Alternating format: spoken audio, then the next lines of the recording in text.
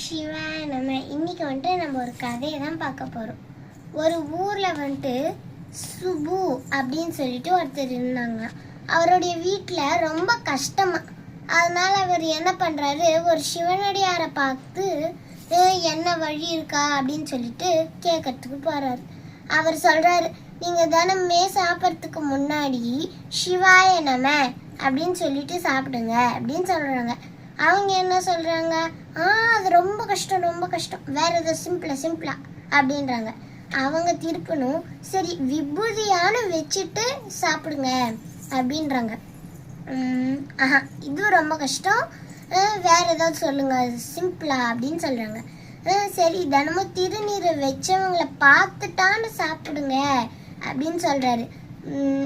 இது ஓகே, நல்ல ஐடியாவாக இருக்குது அப்படின்னு சொல்லிட்டு வராரு. அவர் வீட்டு பக்கத்து வீட்டில் இருக்கிறவர் வந்துட்டு ஒரு சிவனடியார். அவர் வந்துட்டு ஒரு குயவனார். அதனால் அவங்க வந்துட்டு அவர் தினமும் பார்த்துட்டு சாப்பிட்லாம் அப்படின்னு சொல்லிட்டு வந்தார். தினமுமே அவரை வந்துட்டு பார்த்துட்டு தான் சாப்பிடுவாங்களே எப்பயுமே. ஒரு நாள் வந்துட்டு குயவனார் வந்துட்டு மண் எடுக்கிறதுக்காக போயிட்டாங்க.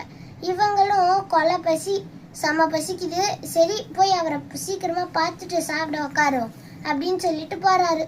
அப்போ அவங்களுடைய மனைவி மட்டும்தான் இருக்காங்க, கணவன் காணும். உங்கள் கணவன் எங்க, அவரை நான் பார்த்துட்டு தான் சாப்பிடணும் அப்படின்னு சொல்கிறாரு.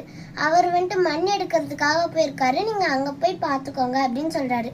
இவரும் வந்துட்டு அவங்க வந்துட்டு சீக்கிரமாக போகிறாங்க, பசிக்குது இல்லையா. இந்த பக்கம் மண் எடுக்க போயிருக்காருல்ல குயவனார், அவர் வந்துட்டு தோண்டிக்கிட்டே இருக்கும்போது கொஞ்சம் பொறி தட்டுது. என்னன்னு வெளியில் எடுத்து பார்த்தா ஒரு புதையல். சுற்றி முற்றி பார்த்துட்டு சரி இதை நம்ம எடுத்துப்போம் அப்படின்னு சொல்லிட்டு புதையல் நல்லா எடுத்து வெளியிலலாம் எடுத்து பார்க்குறாரு. அப்போ வந்துட்டு சுபு வந்துடுறாரு. வந்து நான் பார்த்துட்டேன் அப்படின்னு சொல்லிடுறாரு.